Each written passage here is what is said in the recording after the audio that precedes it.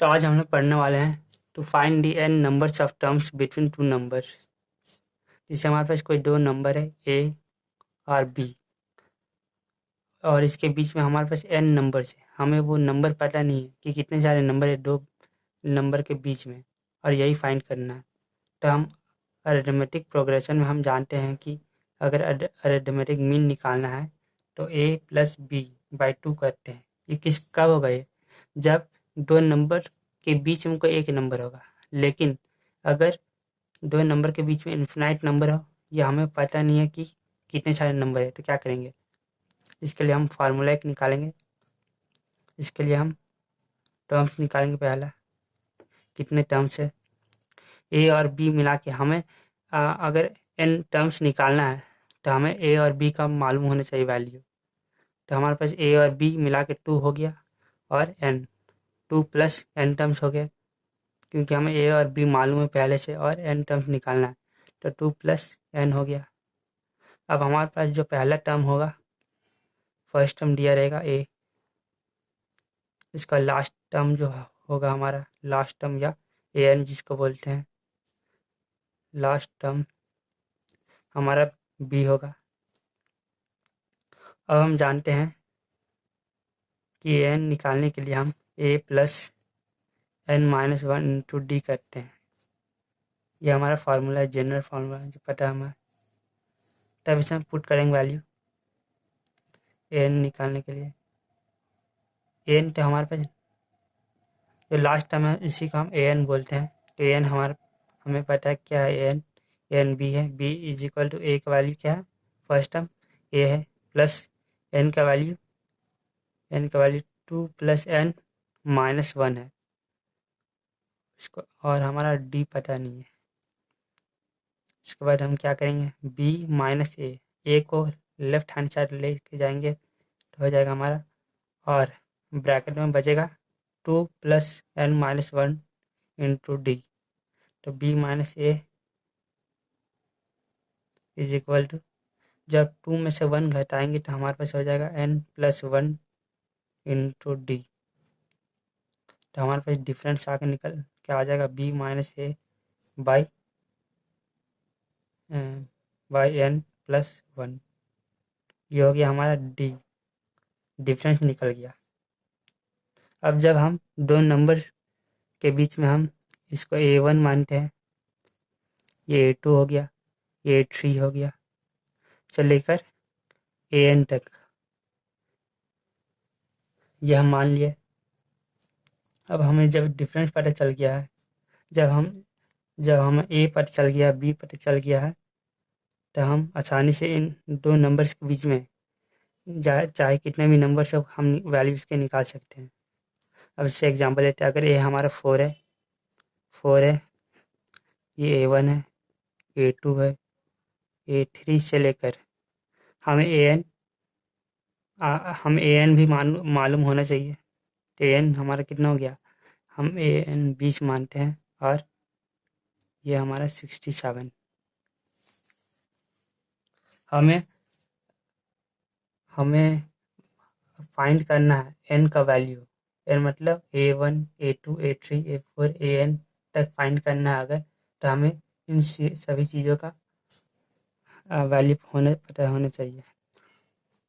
तो हमारा ये हो गया a one, a two, a three चले गए 20 तक। ए हमारा हम डी के वैल्यू पुट करेंगे तो हो गया हमारा, बी हमारा हो गया 67, माइनस ए हमारा 4 हो गया, और एन हमारा कितना हो गया 20 प्लस वन।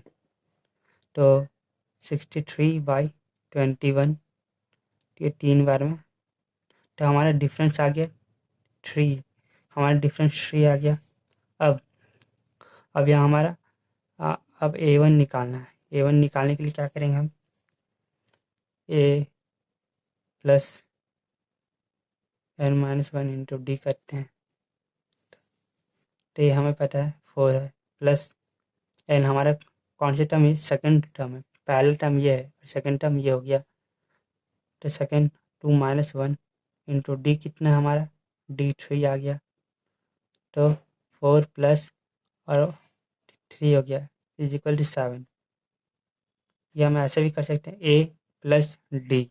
ये हमें पता है कितना है, 4 है, तो 4 प्लस डी ए में हम 3 अगर ऐड करेंगे तो हमारा हो गया 7। इस टाइप निकल सकता है।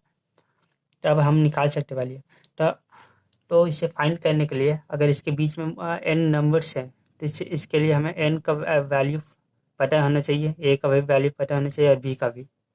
तभी हम इसके दो नंबर के बीच में चाहे कितने भी नंबर से इसका वैल्यू फाइंड कर सकते हैं। तो हमारा फार्मूला ये हो गया।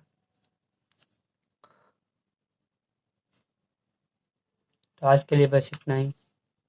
Thank you. उसी तरह अब हम फाइंड करेंगे जियोमेट्रिक मीन। हमने पिछले क्लास में देखा था अरिथमेटिक मीन।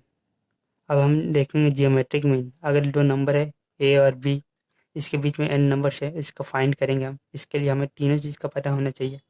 तो G1 हो गया, G2 हो गया से लेकर Gn तक। अब इसके लिए फार्मूला निकालेंगे। अब हमारे पास कितने टर्म्स है, या टर्म्स देखेंगे हम। ए प्लस हमें ए और बी पता है और एन, तो ए प्लस बी और एन हो गया हमारा 2 प्लस एन हो गया हमारा। और हमारा ए का जो वैल्यू है जो कि फर्स्ट टर्म है, फर्स्ट टर्म है, ए का वैल्यू हमारा फर्स्ट टर्म है, तो ए का वैल्यू हम ए मानते हैं। और बी हमारा हो गया लास्ट टर्म, बी हमारा हो गया लास्ट टर्म हो गया। अब हमें पता है जनरल फार्मूला ए एन निकालने के लिए ए आर n-1 होता है। ये हमें जनरल फार्मूला पता है। तब हम क्या करेंगे, वैल्यू पुट करेंगे इसमें। ए एन हमें पता है क्या है, लास्ट टर्म बी हो गया इज इक्वल टू ए हमारा ए ही रहेगा और आर रहेगा। और एन एन हमें पता नहीं था, n-1। एन का वैल्यू पुट करेंगे हम। एन हमारे पास कितना टर्म है, एन हमारा 2+1 है, तो n-1 जो किए हैं तो हम एन के जगह पे 2+n लिखेंगे। तो हमारा हो जाएगा b is equal to a r 2+n-1, ये हो गया। तो b is equal to a r, तो जब 2 में से 1 घटाएंगे तो हमारा n+1 हो जाएगा। अब जब n+1 हो गया तो हमारा ये b बाई ए और r n+1 हो गया, जो हमारा b is equal to a into r और पावर n-1 हो गया।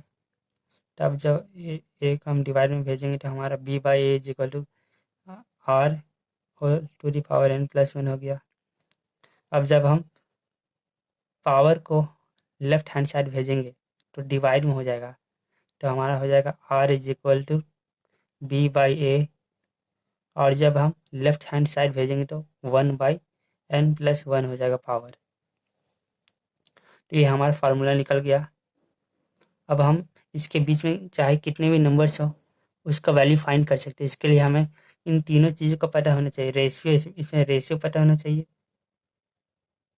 इसमें हमें रेशियो हैं। अब एग्जाम्पल में हम आर का वैल्यू फाइंड करेंगे। जैसे हमारे पास कोई दो नंबर है, पहला हमारा A1 है, G1 है, G2 है और ये G3 है। असल में ये G1 जो है ये सेकंड टर्म है, पहला टर्म ये है। हमें वैल्यू फाइंड करना है, इसलिए हमने G1 G2 G3 लिखे हैं। इसके बीच का अगर फाइंड करना है दो नंबर्स के बीच में, इसलिए लिखे हैं। और बी हमारा हो गया 256। तो हमें आर की वैल्यू फाइंड करने के लिए पता है हमें, तो आर इज इक्वल हो गया बी का value 256 divided by 1 whole to the power 1/n। Total term कितना है, 3 है। इसके बीच का हम लेंगे 3 है, ये हमने n फाइंड कर लिया फार्मूला से। तो n हम इसके बीच का लेंगे, कितना n है, 3 है। 3+1 हो गया, तो 256 होल टू दी पावर 1/4 हो गया। अब जब पावर को लेफ्ट हैंड साइड भेजेंगे तो हमारा हो जाएगा, तो R 4 हो जाएगा। क्योंकि जब हम वैल्यू को ये पावर हम अगर कोई पावर को दूसरे साइड भेजते हैं तो इसका वो रिवर्स हो जाता है। तो यह अगर हम भेजेंगे लेफ्ट हैंड साइड तो 1/4 हो गया 256। तो 1 से 1 कट गया तो हो गया 4 256।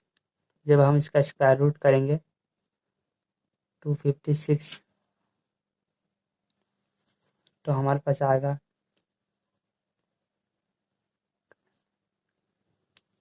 जब हम इसका क्वाड्रेटिक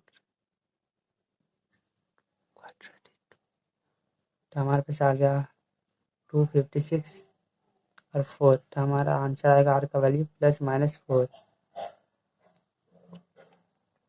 क्योंकि आर का वैल्यू नेगेटिव नहीं हो सकता इसलिए हम +4 लेंगे। तो ये हमारा आर का वैल्यू फाइंड हो गया। अब हम आर का वैल्यू पुट करेंगे, जिसे जीवन निकालना है। हम इसको हम 2 तरीके से इसका वैल्यू फाइंड कर सकते हैं। हमारा आर निकल के आ गया तो हम इस कैसे करेंगे, जिससे हमारे पास फार्मूला जनरल फार्मूला है ये वाला an = ए का वैल्यू 1 है, आर का वैल्यू +4 है, एन का वैल्यू हमारे पास टोटल एन कितना है 1 2 3 4 5। तो 5 - 4 करेंगे तो 4 का पावर 1 हो गया। तो दैट इज हमारा an जो था जीवन, जो कि सेकंड टर्म में हमारा 4 निकल के आ गया है। अब इसको अलग तरीके से फाइंड करना है अगर, तो हम कैसे फाइंड करेंगे। तो हमें पता है कि रेशियो सेम होता है ज्योमेट्रिक प्रोग्रेशन में। तो जीवन सक्सेसिव को ऊपर लिखना हमें जीवन बाय सेकंड टर्म हो गया हमारा, पहला टर्म डिवाइड करेंगे पहले टर्म से। तो हमारा रेशियो जो आएगा, हमारा रेशियो क्या आर है, आर 4 है। तो जीवन हमारा 4 आ गया। उसी तरह अगर G2 निकालना है, G2 के लिए हमारे पास क्या है, थर्ड टर्म है।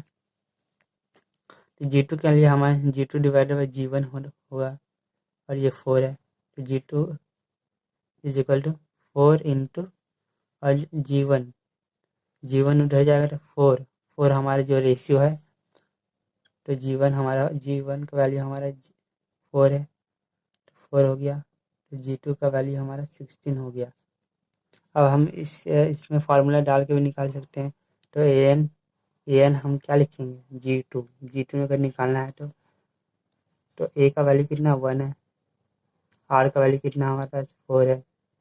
और टोटल अगर इससे इस फार्मूला से अगर निकालना है जनरल फार्मूला से, तो हमें टोटल टर्म देना पड़ेगा। तो n हमारे पास कितना है 1 2 3 5 है। तो 5 माइनस हम कौन टर्म निकाल रहे हैं, पहला दूसरा तीसरा, 3 माइनस करेंगे तो हो गया हमारा 4 दैट इज 16 हो गया। तो अगर हम जनरल फार्मूले से निकाल रहे हैं तो हमें टोटल लिखना पड़ेगा इसके कितने टर्म से टोटल। और अगर हमने फार्मूला निकाल लिया है आर का निकालने के लिए, तो इसमें हम फार्मूला निकाल लिए तो आसानी से कर सकते हैं। तो आज के लिए बस इतना ही। Thank you.